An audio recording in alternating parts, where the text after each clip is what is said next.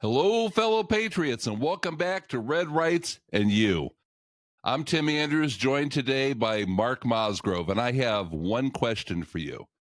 Are you still buying the crooked left's lying?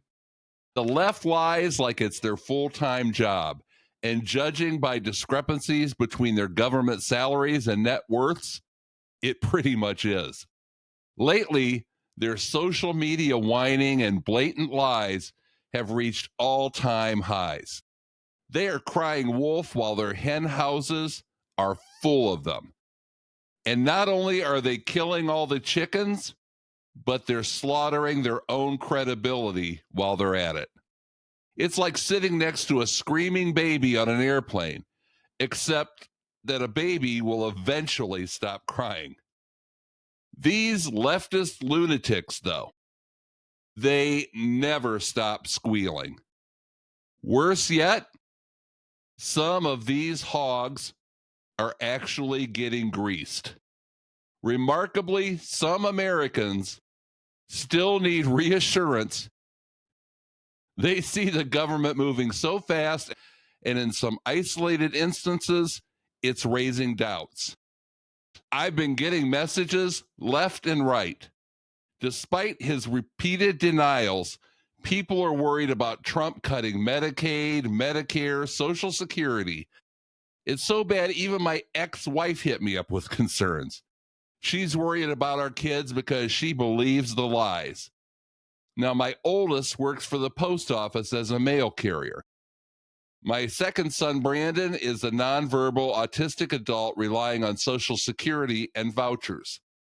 Hannah, my only daughter, is a teacher, and her husband works at NASA. And then my youngest son is in the military. But let's be real here. The biggest unsolved mystery in America is, given their track record, how can anyone believe a word the liberal left says? Now, just off the top of my head, here is a list of things the left has lied about.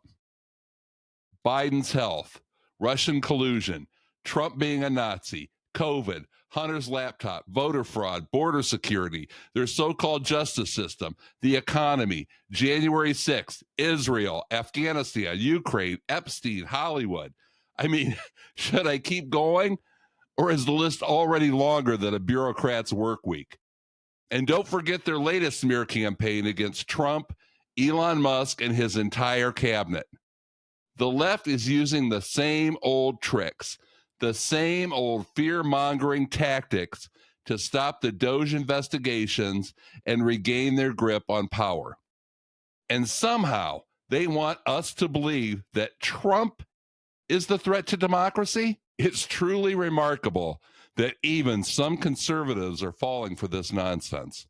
The government is moving at breakneck speed using unorthodox methods, and it's just making some people nervous. But the proof is in the pudding. All you need to do is look at the scoundrels spouting the lies, hate, and misinformation to cut through the noise and see it for the heaping pile of steaming crap that it is.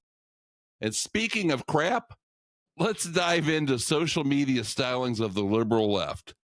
This week, there's been no shortage of unhinged takes, so grab your popcorn because the tweets and posts are more ridiculous than a Biden teleprompter disaster. Let's just say if I had $1 for every time a liberal called Trump a fascist while trying to silence free speech, I could probably pay off the national debt. Now, we'll get to those later towards the end of the broadcast, but now it's time to introduce the man, the myth, the legend, the Mark Mosgrove. GOAT. The GOAT. Hi, Mark. How you doing today? Pretty good. How are you? I'm good. Thanks, bud. Not much happened this last week in national news.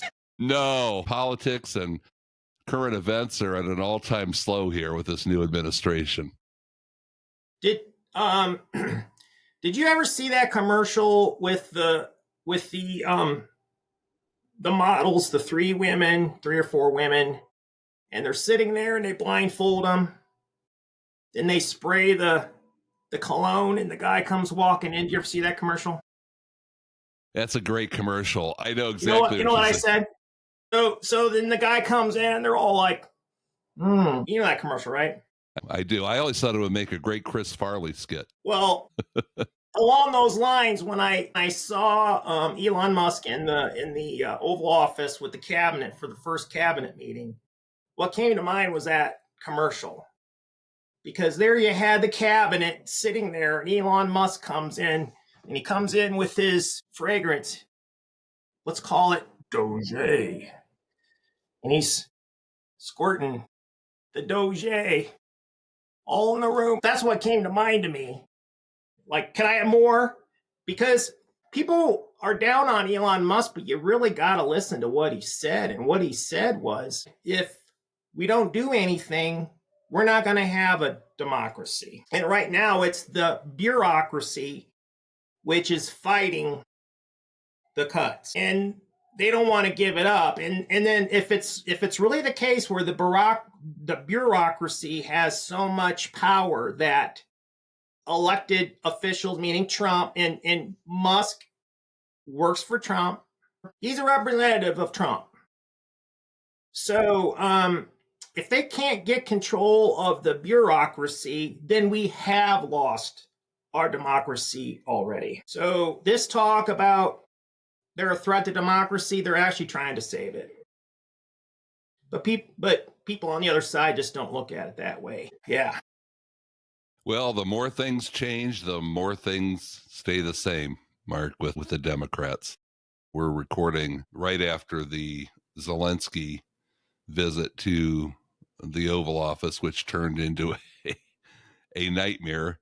And of course, both sides see it Totally different. totally opposite. Yeah. Trump's a bully. He's picking on a guy while he's down and getting beat up. When the grim reality is that that guy is losing thousands of citizens and young people every single day, as is Putin. And whether you love or hate the leaders, you certainly can't take it out on the soldiers and the young people and the innocent people that are being killed in this war. So whether you believe the policy or not, it's just there's a new sheriff in town. We're not going to be the bank anymore. Zelensky has been going on these tours where he's getting people to write checks and going, hey, I need this, I need that. What has happened is a complete travesty and tragedy for the people and the citizens of both countries. But when it comes to war, I mean, Putin, he's got a bad reputation, but there is a reason why he chose Ukraine to go in there and take the area or the areas that he has and chose to fight that fight. Nobody just sits back and says, I think I'll invade a country today for absolutely no reason at all. For years, Ukraine has had a really bad reputation in the media as doing things below board and a lot of corruption. So how many of those billions of dollars, and they're saying now it's unaccounted for, how many of those billions of dollars went right in his pocket? And now they shut off the faucet. He wanted us to go in there like what North Korea is doing for the Russians and fight that fight and make peace through war and send our own troops in there. And Trump doesn't want to do that. The thing I like about him is it's always America first. So what are we going to get? And if the country can afford it and they want us to come in and help, because if they were going to go in there and dig for those rare minerals or whatever they're looking to garner from the deal, obviously Russia would be better served not to attack those areas where there are Americans, or it could set off something big. But that's just an example. Yeah, I know the beginning of your talk was about the liberal media and the reactions and that sort of thing. So getting back to that, but tying into the Zelensky thing, I happened to be walking through the house when all that was going down yesterday. And if you're on Fox News, they're saying one thing. If you're on CNN, they're saying something totally different. I'm not afraid to look at all media and digest it and see what they're saying. And what I saw as it was going on in real time yesterday was some British talking woman on CNN, who I don't know who it is because I don't watch TV during that time, talking to some Czechoslovakian bureaucrat, blaming Trump over what just happened. I'm thinking to myself, why is this Czech bureaucrat's opinion so important? Yeah. He says it was bad what Trump did. Okay, who cares what some person in Czechoslovakia says? Here's the problem. Everybody always looks at these things from the position that they're already in. So immediately, Trump bullied us, Trump did this, right. They were out of line. First of all, the whole thing was set up that come in here, sign this deal so we can be partners with you going forward to try to help you and to get the fighting to stop. That was why Zelensky was there. People from the United States even talked to him and said, don't try to grandstand. Don't try to say things to the camera. You've gotten approval from your people for this deal. Go there, thank America, sign the deal, and then go to the next step.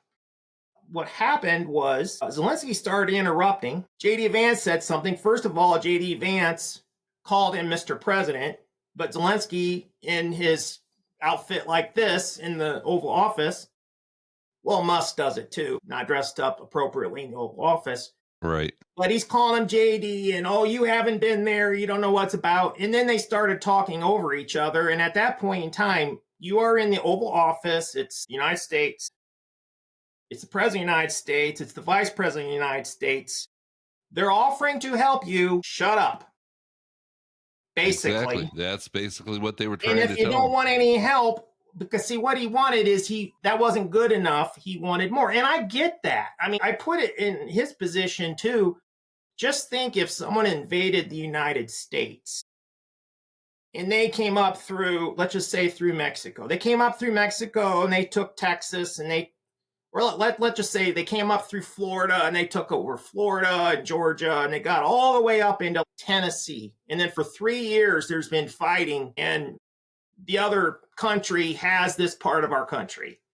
Now, for me, I'd be like, I want my country back. And that's Zelensky. And I get that. But on the other hand, he's the weak party in the equation. He's never going to get that back. And the only way he's going to get that back is if it is World War III and all the other countries come in and push Russia out. And that could be the end of the world. So nobody wants to do that. Zelensky's not reading the room. Right. He's not getting his country back. And that's a shame. And that's sad. But it's like being beat up by a bully on the playground. Ukraine and Zelensky, it's not fair that they got beat up. But it's like Zelensky is down on the ground and the bully's beating him up and it's been going on and on and on and on and on. And somebody comes and says, this must stop.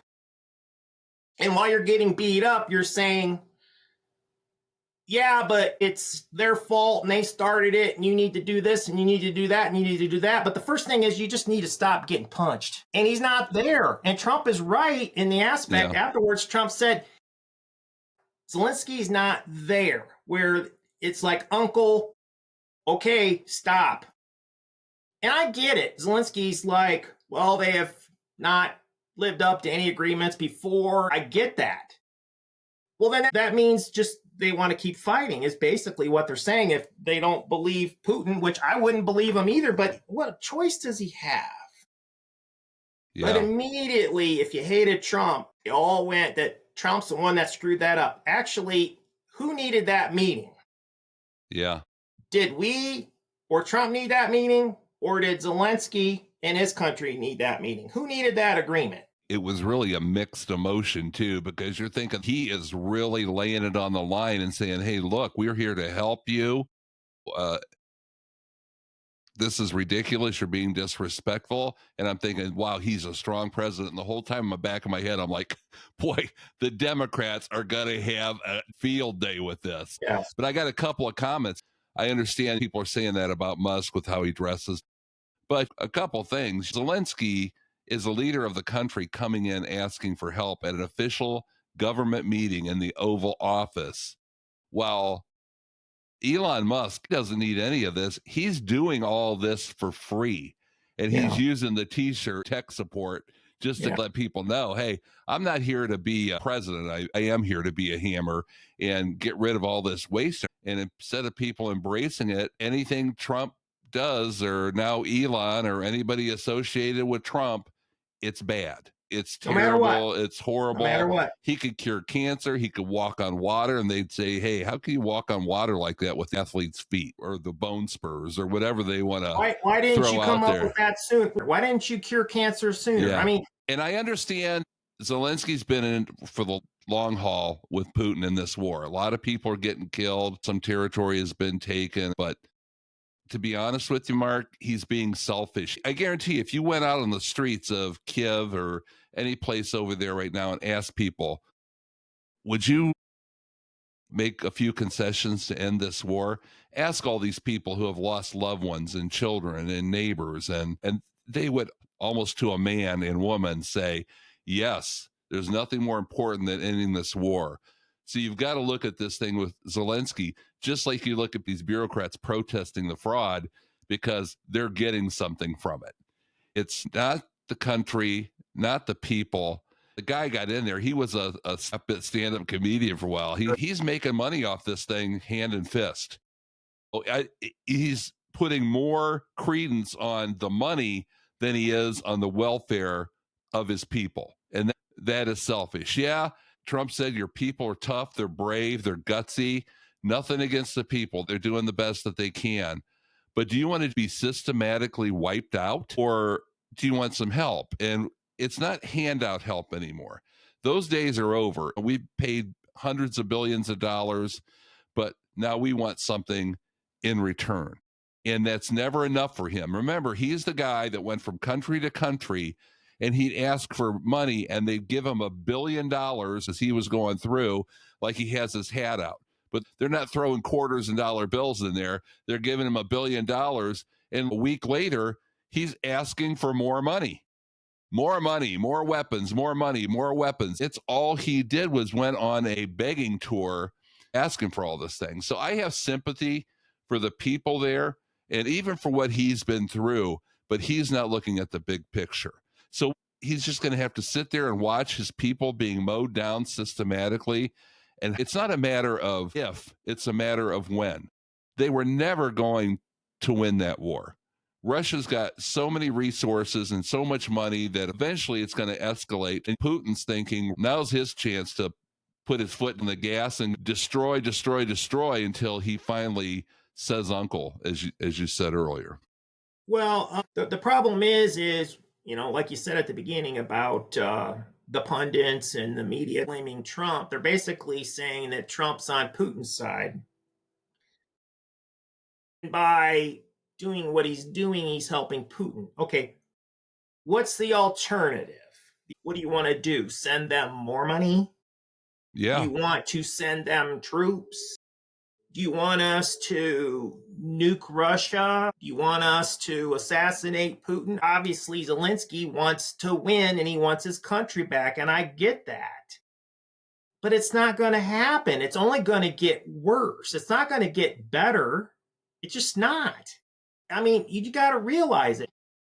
It's not like a basketball game where you're down 25-3 and you come back and you end up winning. That's a basketball game. Okay? There's a time limit and you can make up points and that sort of thing. Ukraine is not suddenly going to be like, yep, we're pushing them back and out of here. It's not going to happen. It just isn't. And Trump is very pragmatic in that.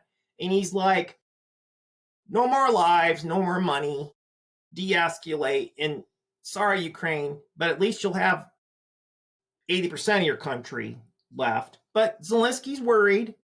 Well, he's going to do it again. But like the news reporter asked Trump, well, what are you going to do if Putin does it again? Trump said, well, what if a rock falls on your head? You could go with what you're dealing with right now. And the thing of it is it needs to stop. Well, and all it really does, Mark, and you know this as well, anybody does, it's just prolonging the killing. You can Yes. send the money over there. Okay, so you kill more Russians, and then the Russians kill more of your people, and the war just gets prolonged. And every day the war goes on, there's more and more killing. So what's more important? Keeping your hand in the till and pulling out money off the top, which, given the history of corruption in that country, I have no problem believing. I also believe Biden's were getting kickbacks left and right under the table, but all that will come out in the wash. I just think it's ludicrous to think that money and weapons are going to solve the problem. All they're doing is escalating things. Now, instead of sending over a drone or something, he's sending in a hypersonic, basically subatomic nuclear weapon. And it's only a matter of time before they breach one of those nuclear facilities or something like that happens. Of course, Trump wants something out of the deal, and he is going to do that with everything he touches. Because why should we be a rescue mission for the entire world? We need to get our economy together. It's not like we have a big surplus and we can just throw money at everybody. And we have that huge deficit. We're trying to get things under control here. So we can't afford to throw money at everybody else in the world until we take care of things in our own backyard. You know, I want to get to this because I promised the people, and you know me, Mark, my slogan is promises made, promises kept. So given the history of the liberals, the Dems, the leftists, I think it's fair to say that since Trump won the election, they've all calmed down. They've accepted that they lost the election, and they're doing whatever they can to help support the president. And when they support the president and wish the best for him, they're supporting the country.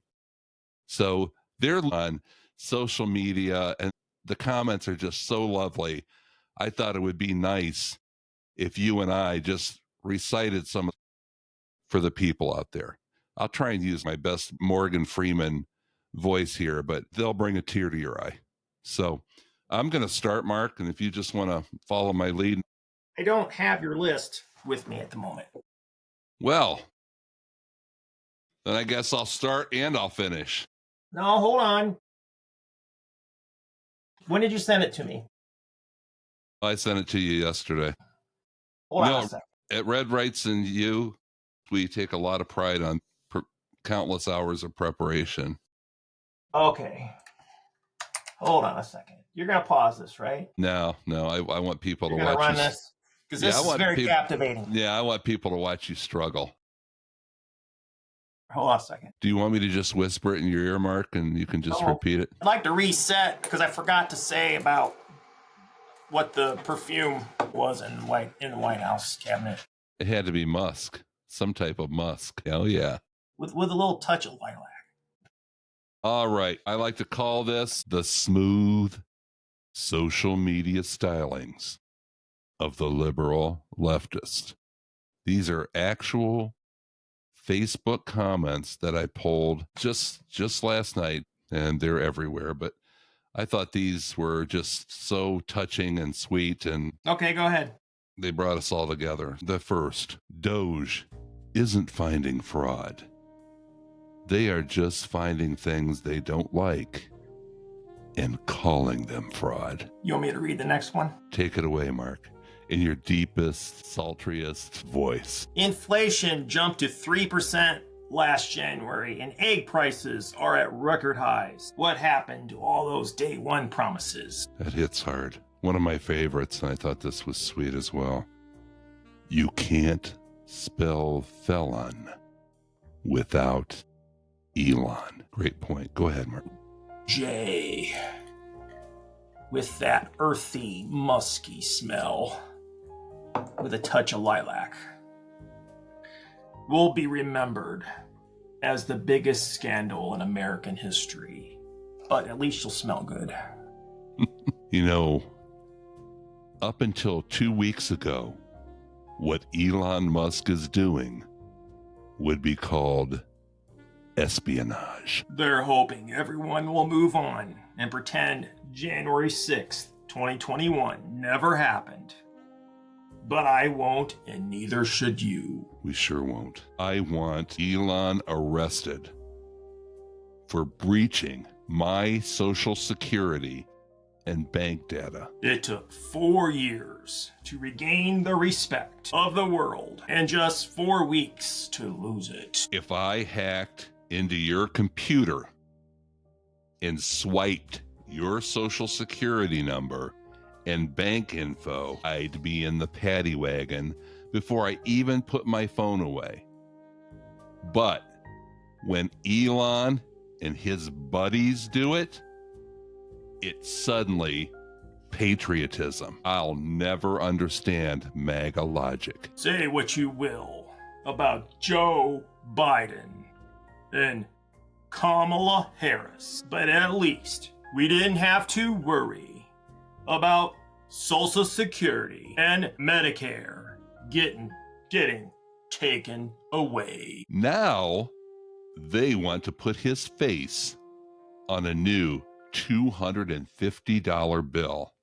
I'd rather see his face printed on each little square of toilet paper. Just a reminder that buying a Tesla literally means financing fascism. Just say no to swastikars. Swastikars, powerful. Mark, here's one that touched me. They call those Volkswagens, by the way. Putting a crown on a clown doesn't make him a king. What's the difference between Orange Boy's cabinet and a cactus? With a cactus, all the pricks are on the outside. The wealthiest man in the world is trying to take food away from the poorest. Hey, let that sink in. We live in a world where that is the case. Which one are we on?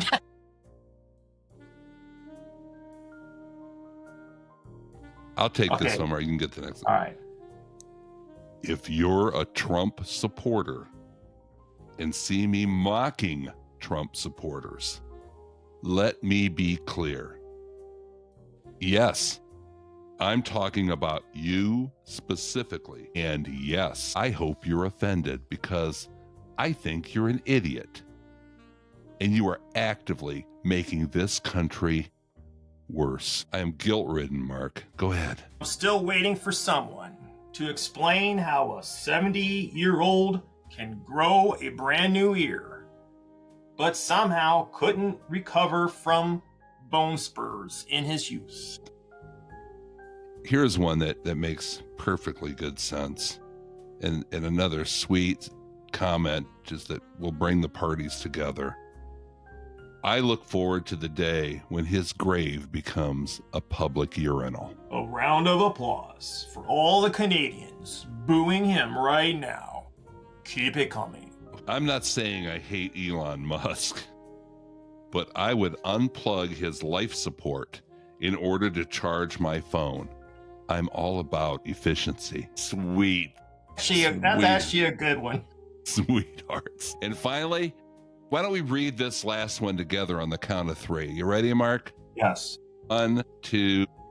I can't wait until the day when I can piss on the orange blob's grave.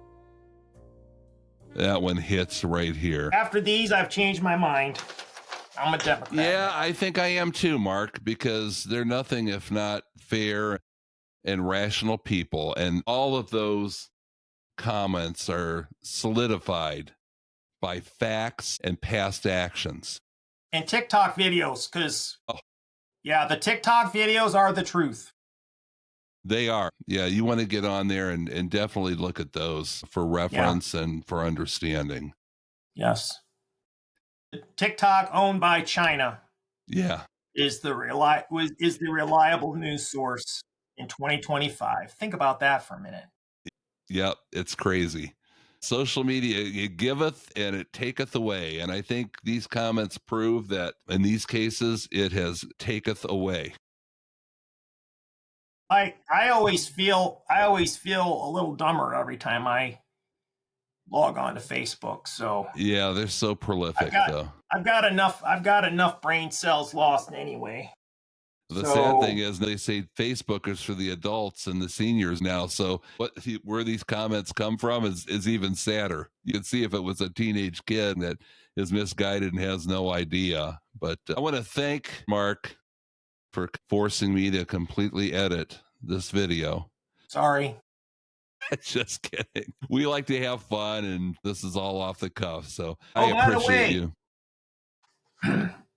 I gotta let you know that 4 years ago you contacted me I did. and we had a talk, and I had to keep it quiet because if I would have told you, it would have messed up the timeline.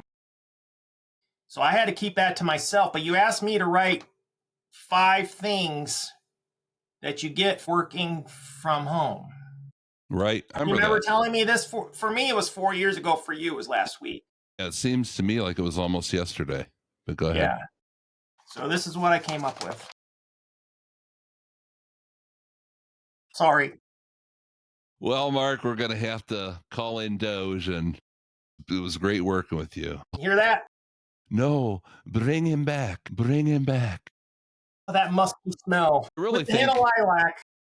yeah, I didn't want to let you in on the secret, but I think I am going to be doing the next commercial shirtless and just hair disheveled. Actually, I told my wife because I have to admit, every time that commercial came on, I would stop and I would watch it. It worked, but I couldn't tell you what the name of the fragrance is. But I told her that commercial would be even better, and I would go buy the cologne if it was us there walking around in the models were like all hot and bothered, and they take the masks off, and it's like, Chris Farley or something. I gotta tell you, Mark. Yeah, that would be real, and that would be like, wow, this stuff really works. I love the commercial because if I put that stuff on and they all had blindfolds on, that's the only chance that I would ever have of a beautiful woman touching me. So, and then it's like you're being punked. Trick's on you. Just have a bucket nearby. Anyhow, Mark, thanks for joining us. I appreciate you again. Thank all of you. I hope you had a good time and maybe even learned a little something on the way. Be strong, stay the course, be patriotic. God bless you all, and God bless America. I hope you all join us next time on another episode of Red, Rights, and You. Thanks again, Mark. You smell great. Thank you. Take care. Bye-bye.